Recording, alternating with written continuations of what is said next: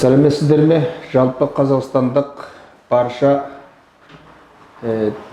көрермендер, сіздерге мәдениет қайраткері Қуандық Шамахай ағамызды жолықтырып, осы кісімен біраз сұхбаттап алайық дедік. Бұл кісі әрі жазушы, тарих жағынан да жан-жақтылы ғылым білімге ие кісі. Осы кісіден бүгін жақын күндегі болып өткен Серікжан Біләшұлы мәселесі туралы парақшаларынан жазылғанды көріп, осы кісінің өзінен бір арнаулы сұрақ сұрайық деп келдік. Енді сізден осы Серікжан туралы қай кезден бастап таныдыңыз, қай кезден бастап білдіңіз, бұл жігіттің айтқандарының барлығында қандай негіздер бар екенін деп түйдіңіз? Мен Серікжан Біләшұлын өзім жүздеспеген адаммын. Бұлай кездескен жоқпын. Бірақ сырттай жақсы білем. Өткен себебі ол жігіттің беріп жүрген сұхбаттарын тыңдадым, видеосын көрдім, жалпы айтып жүрген әңгімелер, істеп жүрген жұмыстарымен ол өзі осы қазақстандық ортада біршама танымал болған жігіт. Жалпы Қытайдан келген көптеген танымал азаматтар бар. Соның ішінде енді бұл Серікжанның орны бөлек. Өткен себебі бұл жігіт алғаш рет әлемдік ақпарат құралдарына шығып, сонда мына Қытайда жүріп жатқан геноцидті сынаған, соны жеткізген азаматтардың бірі. Осы таяу өткен апталарда болу керек. Мен мына Нью-Йорк Таймс газетінен сонда бір Қытай жерінде сақшы болып жұмыс істеген жігітпен осы Серікжан туралы жазған мақаланы оқыдым.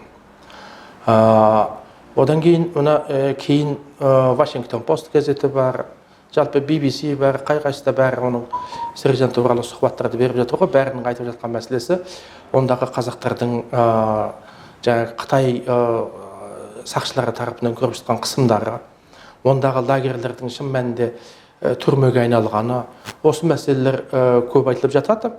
Соған байланысты бұлай Серікжанды енді сырттай жақсы танимыз, жақсы білеміз. Бұл жаңағы Атажұрт еріктілер қоғамын құрып, осының ісін жүргізіп отырған ол жай кездейсоқ мәселе емес. Бұл өте күрделі мәселе. Бұл мәселеге біздің қоғам айтарлықтай қатты назар аудармады дер кезінде. Бірақ шын мәнінде жан түршігерлік жағдай өте көп, жанымыз ашиды. Соған байланысты Серікжанның айтып жүрген дүниелерін біз көп жаңағы қолдайтын себебіміз содан. Ал енді соңғы кездегі жағдай өкінішке қарай ол біздің арнаулы қызмет өкілдері оны тұтқындап алды. Тұтқындағанның өзінде енді негізі оның тәртібі бар еді. Адам құқығы деген дүние бар. Ол халықаралық адам құқықтар конвенциясы деген бар. Сол конвенцияға біздің мемлекет қосылған, оның бәріне қол қойған. Ал біз негізі демократиялық, зайырлы мемлекет екеніміз біздің ата заңымызда ол нақтылап көрсетілген осындай дүние. Соған қарамастан енді бір белгілі бір жастардың ба немесе басқа бір қызмет тобы өкілдерінің қателігі болу керек. Ешқандай ескертусіз, өздеріне шақыртпай, қонақ үйдің есігін бұзып кіріп тұтқындап әкету, бұл кәсіби қателік. Өйткені біздің құқық қорғау органдарында ондай тәжірибесінде ондай мәселе көп кездеспеуші еді. Өйткені бір қауіпті қылмыскер болмаса, басқадай бір қылмыстық топтың үлкен өкілі болмаса, олар дәл ондай деңгейде ешкімнің есігін бұзып кірген ондай тәжірибе біздің Қазақстанның құқық қорғау органдарында кездеспейтін еді. Неге екені белгісіз, бұл түсініксіз жағдай болды. Оны осылай тұтқындап әкелді деді. Одан кейін екі айға қазір осы күнде үй қамаққа алынғанын естіп отырмыз. Бұның мәні жайы енді алдағы уақытта анықталар. Бәлкім сот қараған кезде бұл бәрін нақтылап, объективті түрде қарап, мәселе оң жағынан әділдігімен шешілер деп үміт күтеміз. Ал енді біздің прокурор өкілдерінің мәлімдеуіне қарағанда, бұл лаңкестік жасағандай етіп көрсетіп отыр.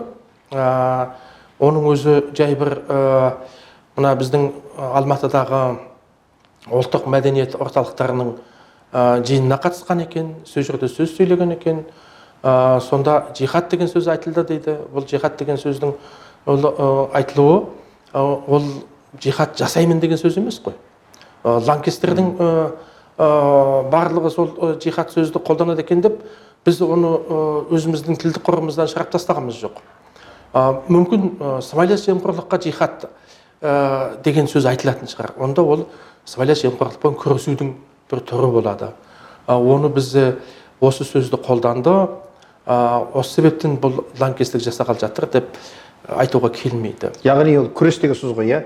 Ол күресу деген сөз. Ұлттық арнаның телеарнасында бергенде Серікжанның сол сөзін қиып алып, тап сол жерде жихад деген сөзді жасаймыз деген жерде қиып алды да, соны алдын ала сол күні берілді. Сонда бұл енді журналистің кәсіби этикасын бұзу деп саналады. Мен өзім халықаралық журналист ретінде бұл мәселеге, бұл журналистің өзінің арнайы кәсіби этикасы деген бар, принцип деген болады.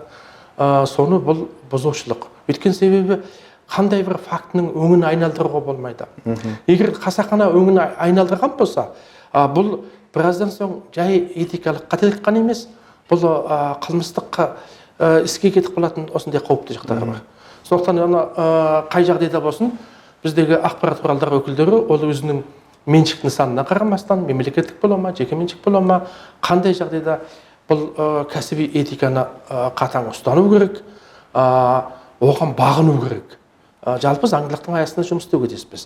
Қандай жағдайда да ақпарат құралының өкілі ол бейтарап болуға тиіс.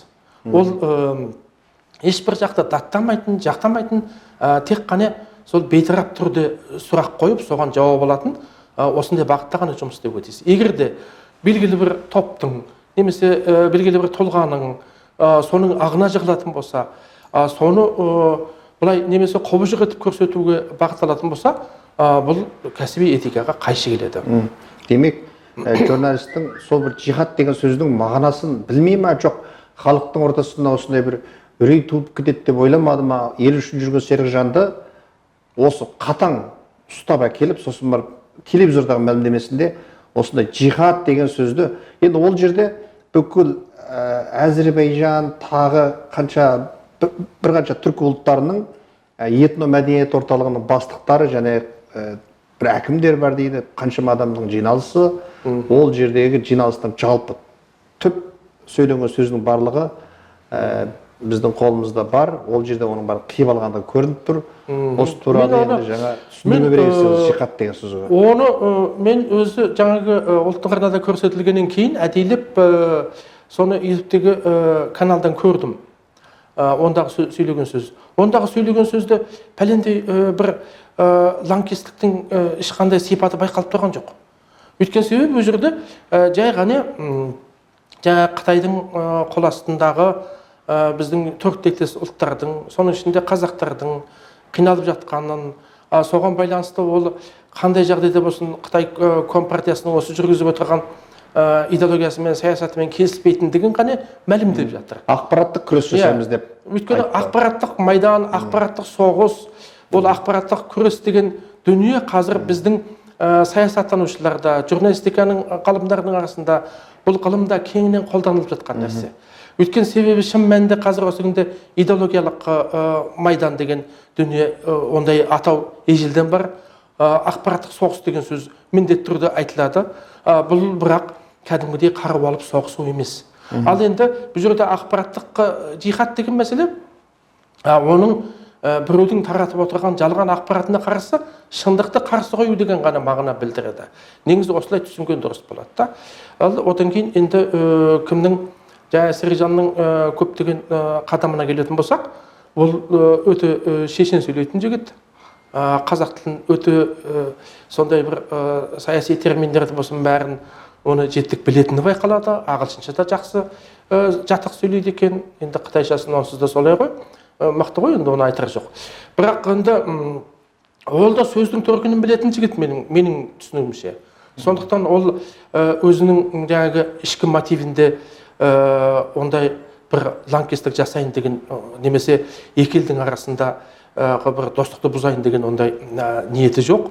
Анада бір сөзінде мен видеодан көріп қалдым, сонда айтып отыр, біз Қытай халқына ешқашан оған қарсы емеспіз.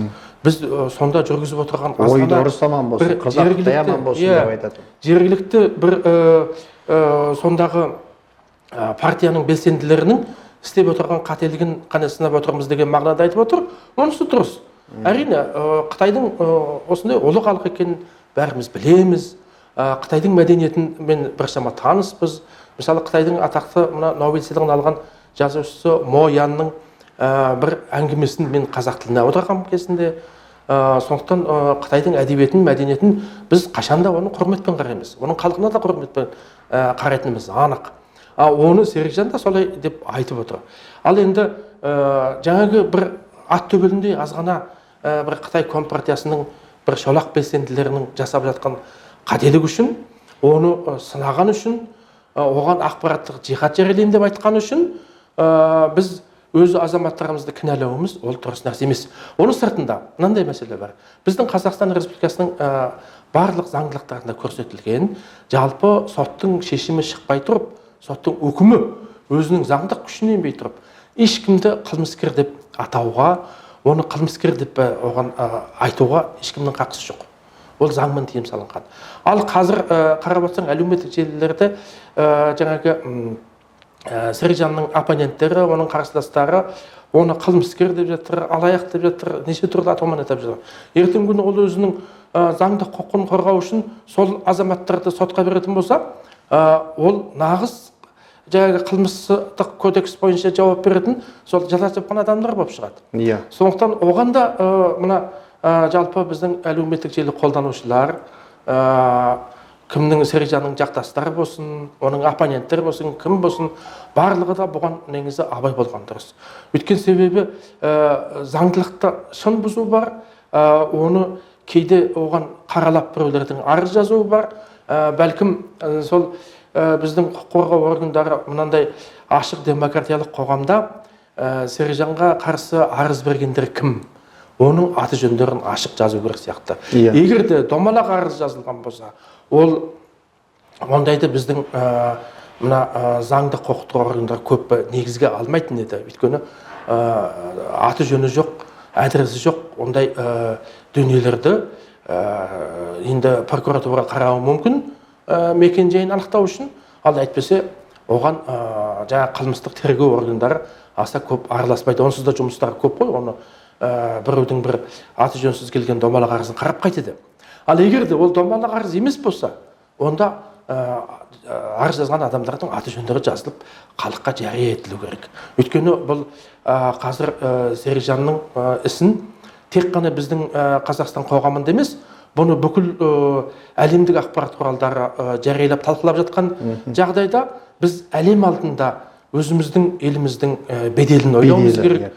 Оның бұрыннан қалыптасқан биік өзіміздің имиджімізді сақтауымыз керек. Бұл не қылған ел, неге бұл адамдарды бұлай бет алды жазалайды, неге бүйтіп сотта қаралмай жатып қылмыскер деп жариялайды деген мәселелерді айтқызбау үшін біз барлығын ашық жария түрде болғанымыз абзал деп білемін. Ал одан кейін мен енді әдейлеп осы неге бұл жігітті тұтқындады екен, неге қылмысты деп қарап жатыр дегенді өзім жеке қызықтаушылығыммен Серікжанның сөйлеген сөздерін біразын әдейлеп тыңдап көрдім. Бірақ ол жерде мысалы біздің ол республикамызға, тәуелсіз елімізге, немесе елбасына қандай бір айтқан сын сөгісі жоқ. Үнемі жаңағы елдің саясатын қолдайтындығы, елбасының саясатының салиқалы екендігін, жалпы тәуелсіздігімізді біз қастерлеуіміз керек екендігін, соның бәрін айтып отыр. Соған қарағанда бұл жігіттің ондай бір ұлтаралық араздықты қоздыратындай, немесе бір елдің ішінде қандай бір бүлінушілік туғызатындай, ондай мотив, ондай идея, ондай бір ниет сөздерінен байқалмайды. Адамның жалпы өзінің айтқан сөзі оның ішкі ойының көрінісі. Сонда ішкі ойында ондай бір зұлымдықтың нышаны байқалмайды. Ондай жағдайда онымен де біздің жаңа тергеуші, мына тексеруші мекемелер санасу керек сияқты. Егер де көпе-көрінеу мысалы жаңағы Мұхтар Әбіләзов құсап шетелге шығып алып, ол айғайды салып, өзінің еліне күй жағып жатқан жоқ. Өзінің қазір заңды сайланған халықтың мысалы 97% дауысын алып сайланған заңды президентін жоққа шығарып жатқан жоқ. Оның саясатын қолдап отырған ондай адамды ол қазір лаңкес деп көрсету ол қаншалықты дұрыс. Мысалы үшін біздің елімізде енді елбасының өзінің саясаты әр қазақты сақтаудың, оны құтқарудың жолын көп қарастырады. Оның бір мысалы ретінде осы өткен айда жасаған Жусан операциясы дегенді қарауға болады. Ондағы кеткен Сирияға жаңағы жат ағымдардың, жат діни ағымдардың, секталардың үгіт насихатына еріп кетіп қалып адасқан сондай біздің қандас бауырларымызды арнайы үкіметке тапсырма беріп, сол Жусан операциясы арқылы елбасы өзі алдырды.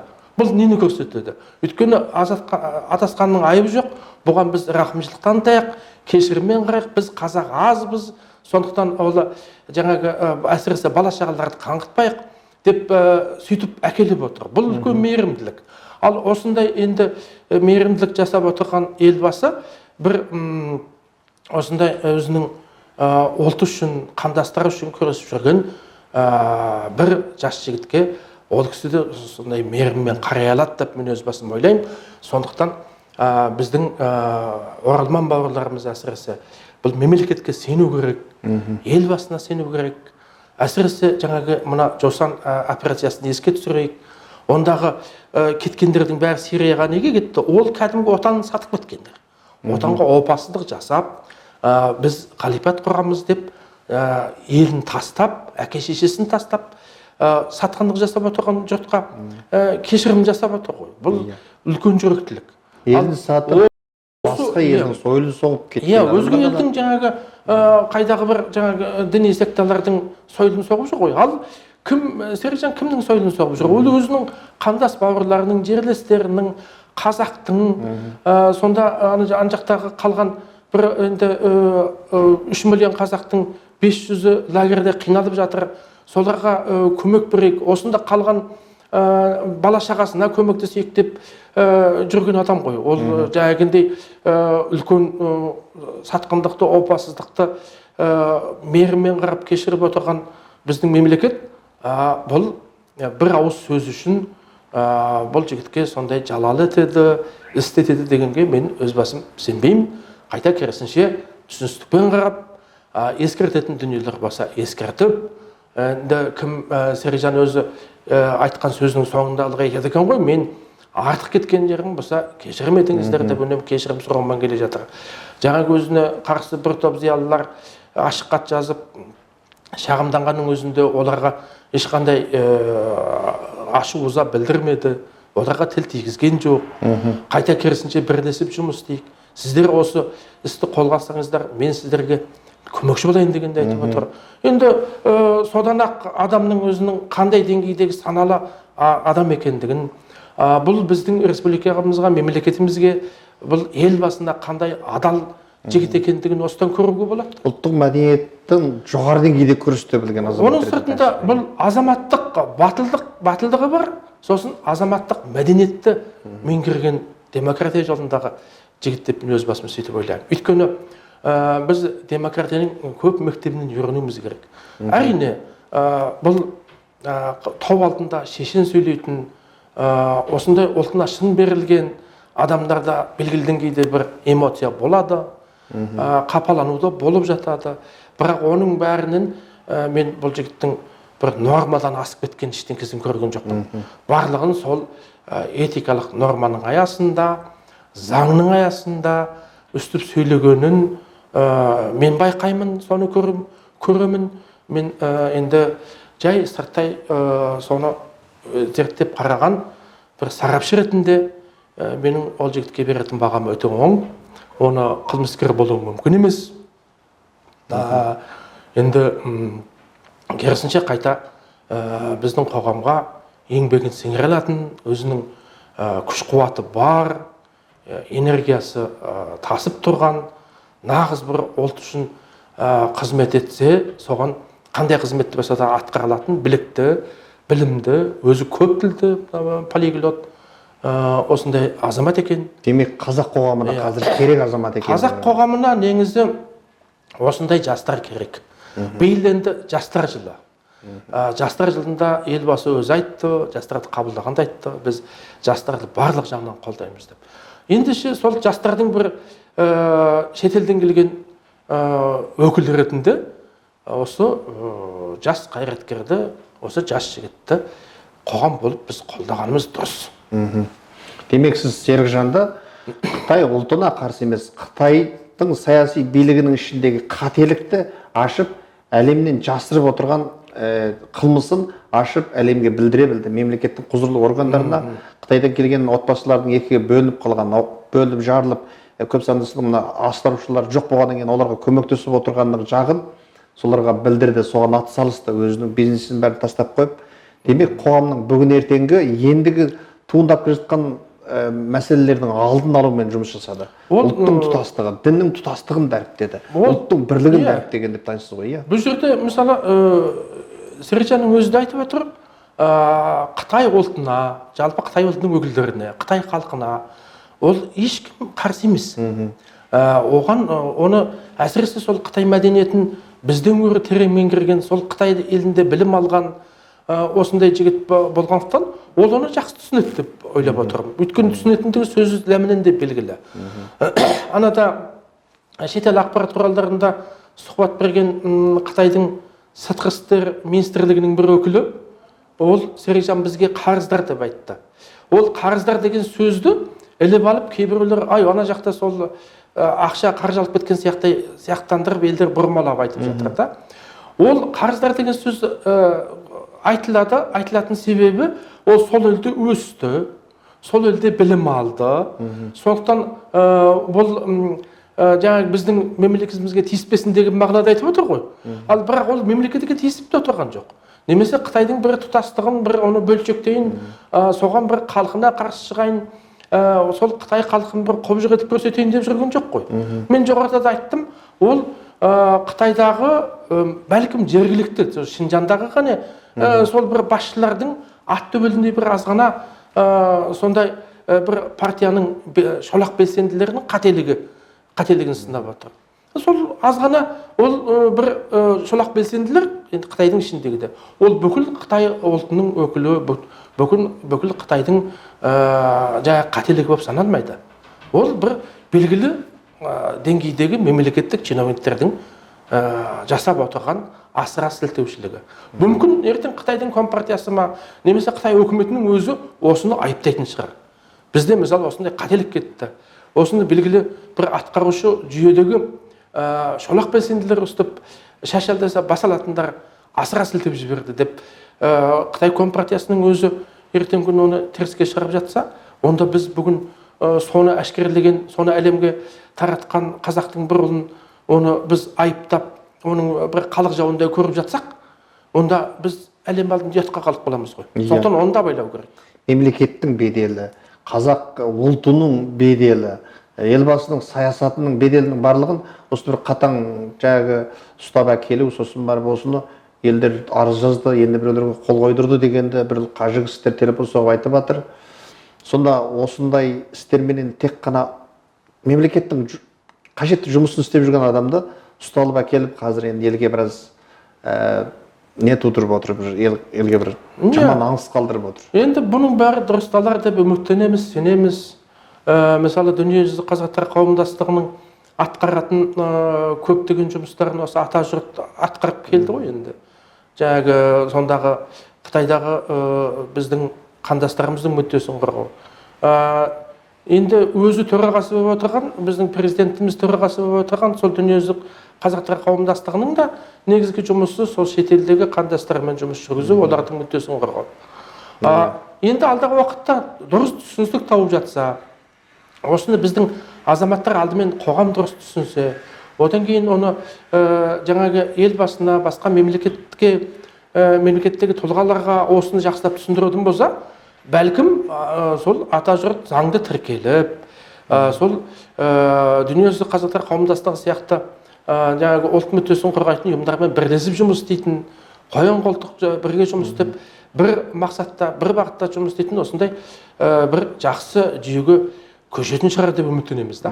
Тіркеуге неше ұсыныс өтініштер берілген, ол уақытта тіркелген жоқ, енді негізінде тіркеу керек деп ойлайсың ғой? Ол тіркеу заңда тіркелген дұрыс. Өйткені мемлекет белгілі деңгейде бақылау жасап отырсын, жұмыс ашық жүріп жатыр, мемлекеттен жасыратын, халықтан жасыратын еш нәрсе жоқ қой. Сондықтан бірден ашық жұмыс жүрген соң заңдық тіркеуден өтіп, оны егерде тіркемей қойған болса, бір кішкентай бір қағаздан бір қате кетсе, бір әріптен қате кетсе, бізде мемлекеттік органдар оны соны тіркемей қоятын жағдай болады. Немесе бір қандай бір сол органның жұмысының бір салғырттығынан болуы мүмкін, немқұрайлығынан болуы мүмкін.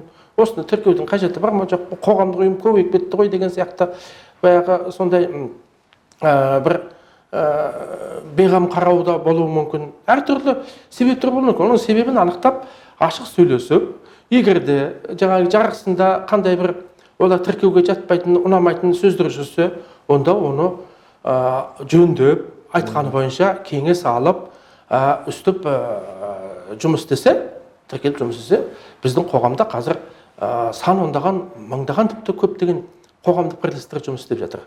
Сол қоғамдық бірлестіктер сияқты жұмыс жүргізе беруіне біздің конституцияда, біздің жалпы Қазақстанның заңдары мүмкіндік береді. Сонда өзі әрбір жарғыда жазылады ғой. Біз Қазақстан Республикасының заңдары мен заңдылықтары аясында жұмыс істейміз. Міне осы болған жағдайда ол тіркейді. Енді арыз беріп отырғандар кімдер деп ойлайсыз? Мен енді оған қазір болжау жасай алмаймын.